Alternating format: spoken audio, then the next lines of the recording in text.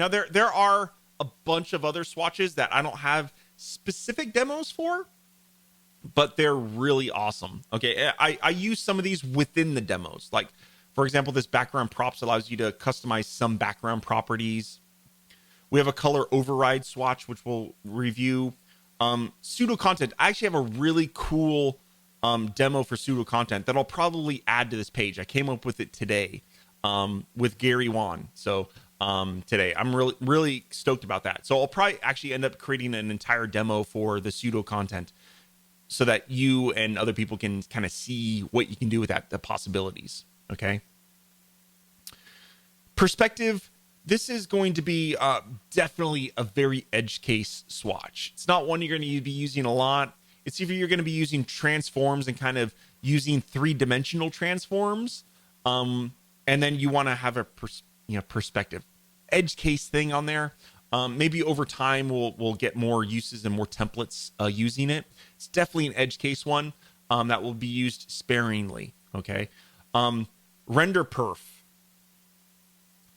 This actually is demoed on this entire demo site. Oh, actually, this one. Okay. And this, because I was actually in Rep Reaver preview. If we go back to, here, let's go to the active website. Oh, actually, no, I'm sorry. Render perf. This is one, that I got this confused with prefetch links. Sorry. Render perf allows you to, control the rendering performance of a web page. Essentially, it allows you to tell the browser, it allows you to tell the browser to not render parts of the web pages because you know that they're not going to be seen on page load, right? So it allows you to apply a class to, let's say, a container, and then you can tell the browser, don't render this until you feel the user is going to actually require it by scrolling down the page. Okay, so it essentially makes the initial page load a little zippier. I'll have to be honest, like, I've played around with this and it does work. Have I seen like my web page speed like increased immensely? Not really. But every little bit counts. So definitely, it is cool. It's definitely bleeding edge, technology. It only works in the latest versions of all browsers. It doesn't break older browsers at all. It just loads the old way as web pages always loaded. But yeah, it's a nice thing to have. And again, every little bit counts with performance. So there we go. Gutters, we can customize the gutters. Overflow, I'm sure you're probably familiar, hopefully, with overflow. We can talk a little bit about that later. There is a new transition swatch called Transition Multi, which we can look at. And what that allows you to do is it allows you to, there is already a transition swatch that ships with Foundation, okay? But the multi allows you to, let's say, have different transitions for different properties. So let's say you want the opacity to animate at this, speed, and then you want the transform to animate at a different speed. This allows you to find multiple transitions for a single element. So it's definitely basically a more advanced transition swatch. Unset's going to be a fun one. I actually thought about this like a couple days before I actually shipped this, and I was like, this is going to be a really cool idea. It's kind of a utility that it'll be nice to have in our toolbox. And what it allows us to do is a lot of times if we have a style, we want to override that style. Let's say, let's just take background color, for example. Okay. Let's say we wanted to remove the background color from something. Now we could override an existing background color and then override it with either transparent, or we can override that with, a color with a transparency or something like that. But this swatch allows us to unset a CSS value. So basically what this says is unset background color. So we're not overriding it. We're just telling the browser to remove whatever you have for it, right? So it's a way of unsetting a value, a style, which could be useful. It'll be interesting to see where we can use this. Kind of what triggered my idea for this is one day someone on the forum or the community asked how they could remove a drop shadow from off canvas. And someone suggested that they create a shadow swatch that essentially set that to be a 0 pixel shadow. So it was overriding it, but I think the proper solution would probably just be to unset the box shadow, right? So we can now use this unset swatch to unset a value. So instead of hacking it by overriding it with a 0 pixel shadow, which works, right? But the proper solution is the unsetting it or setting box shadow to none. Okay, so anyway, there we go. Prefetch links. I'd say I'm kind of like mesmerized by this. It is a library called Quicklink, developed by Google. Okay, and it is a feature that you just add to site styles. There's no settings to it, and what it does in the background. So your web page loads, right? And essentially, what Quicklink will do is after the web page is loaded, and while the user's not actively using your web page, what it will do is it'll estimate if it thinks a user will potentially click on a link. And what happens is it'll load that web page in the background. So if the user does click that, the page loads almost instantly. Okay, like for example, I'm going to go ahead and click this button swatch. I mean, that page loaded pretty instantly for me, right? And that's because I have Quicklinks running on this demo site. And so if you click between various demo pages, I mean, they should load really fast. And I've optimized this site, to be pretty performant. Although I didn't do all the work that I did on the homepage on all the demo pages. So a lot of the speed you're seeing here on the demo pages is because of Quicklinks. So yeah, if you just want to give your web pages a little boost, go ahead and try that Quicklinks or prefetch links swatch. It's pretty cool. Yeah. I do have a note in there saying it's experimental. But yeah, I'm using it on this site and I'm really impressed with it. So give it a shot. And the last one is Z-index. Okay, so Z-index obviously allows us to adjust the Z-index of something. Okay. Cool.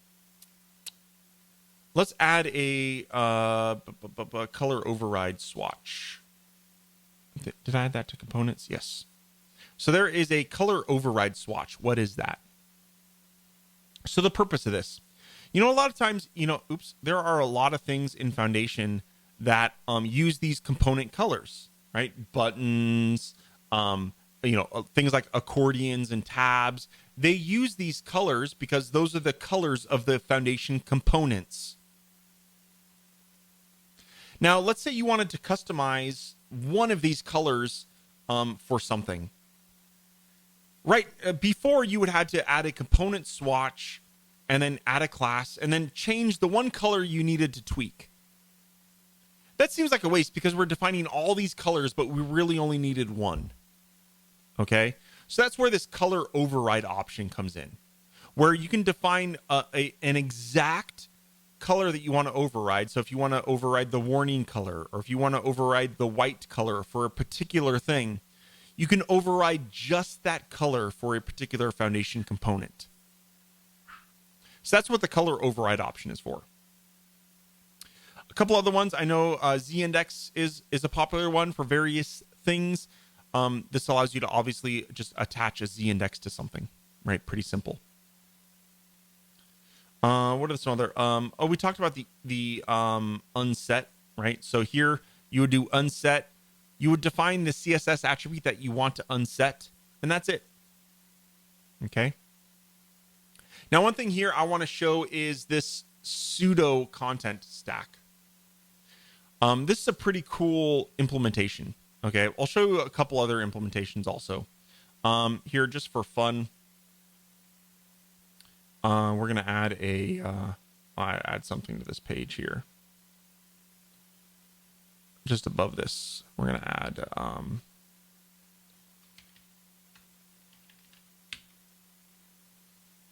there are other tricks that you can do with this. Okay, we'll just call this my head. Okay. I'm going to add a pseudo content stack to the page. Okay. And let's just do live stream space inside quotes. Okay. So I have on the before element live stream space, and we're going to target my head, which is the what I added to both of these headers. So let's preview that. If you notice, what that did is that added live stream before each of those headers. Okay, and guess what? If you go to the pseudo content and you do after, preview that, it then adds the content after the element. Okay, pretty useful. What's the real life use case for that? So I found a pretty cool one.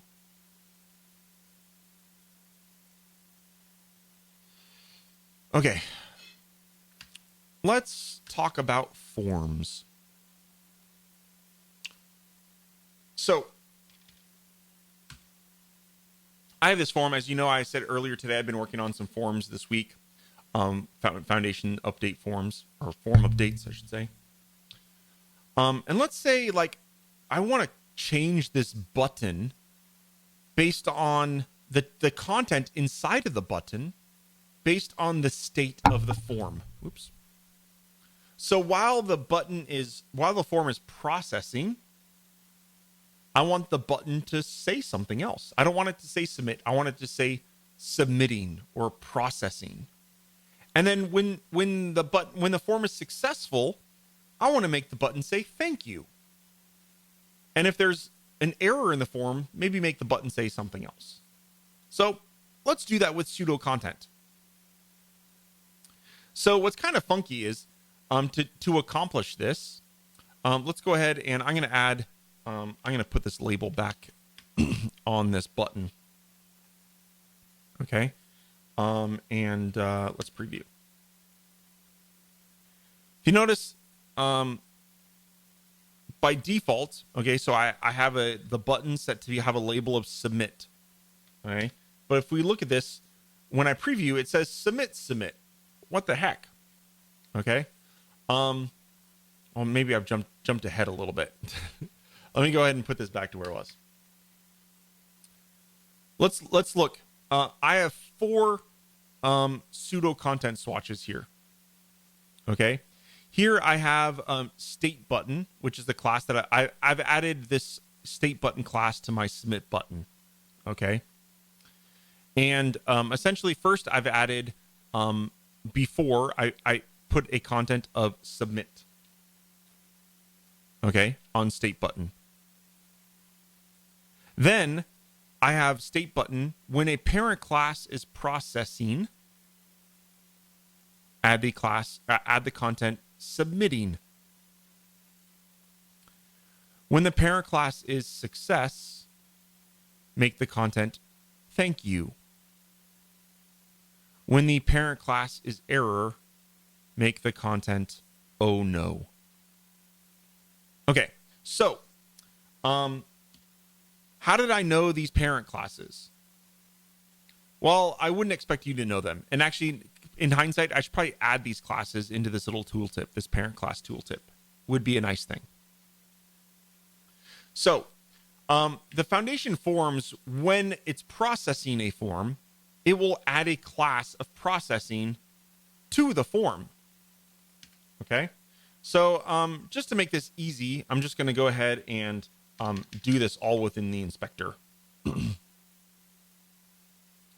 So I'm going to go ahead and add a class of processing to the form. So I added the class of processing to this form. And if you notice, because I have the processing stack on there, we get that. But if you look at my button, it now says submitting. Right? Pretty cool. And if we add the class of success,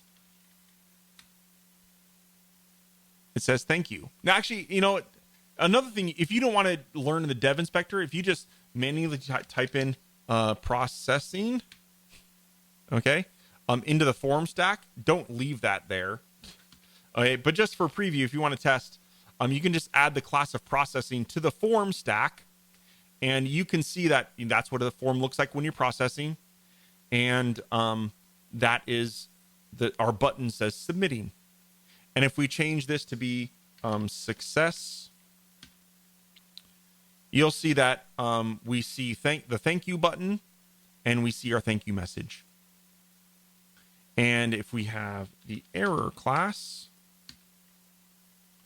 our button says, oh no, and we see our error. So that's kind of an interesting way of toggling through and seeing the different states of your form. Okay. Now, one thing, if you notice here in my submit button, I made it blank. The label is blank. Okay. And the reason for that is the way pseudo elements work. Let's put in our submit like we had before. I'll put it in all caps so that we can kind of see the difference. Okay. And then I'm going to go ahead and make this form in processing state.